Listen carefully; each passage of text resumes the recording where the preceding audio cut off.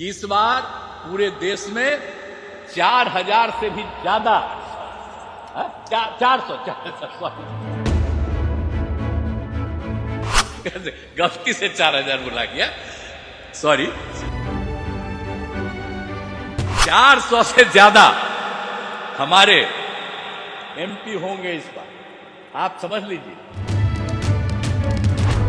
उस समय के केंद्र सरकार वाले मंत्री भी चले आए कि स्वयं सहायता समूह बहुत बढ़ाया है, और देख लिए कि हमने नाम दे दिया जीविका, ता करके उस समय केंद्र सरकार ने देश भर में नाम दे दिया आजीविका, यानी बिहार की जीविका आजीविका, ये बाहर बढ़ाने के लिए।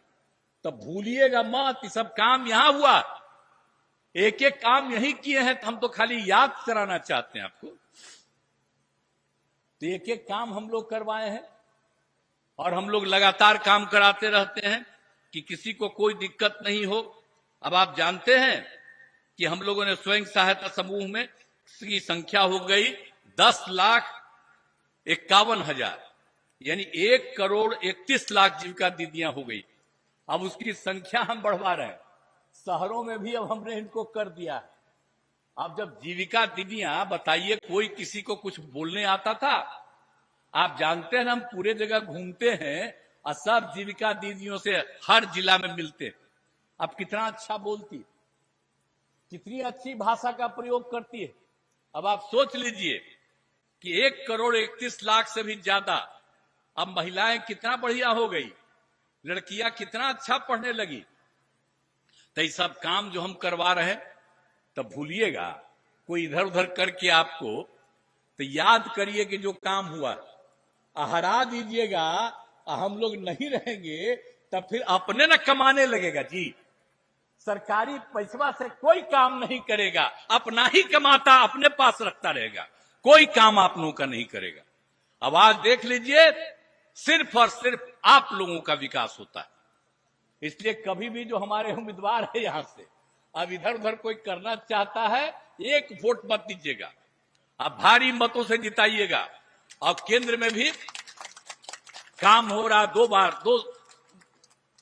हो गया 10 साल, अब अगली बार भी फिर केंद्र में अपनी सरकार ही रहेगी, और कितना बढ़िया काम होगा। तो इस बार तो हम कह दिए कि इस बार पूरे देश में 4000 से भी ज्यादा 400 सॉरी, गलती से 4000 बोला गया, सॉरी, 400 से ज्यादा हमारे एमपी होंगे इस बार, आप समझ लीजिए। तो इसीलिए अब बिहार में तो सबको जितवाइएगा, एक को नहीं छोड़िएगा।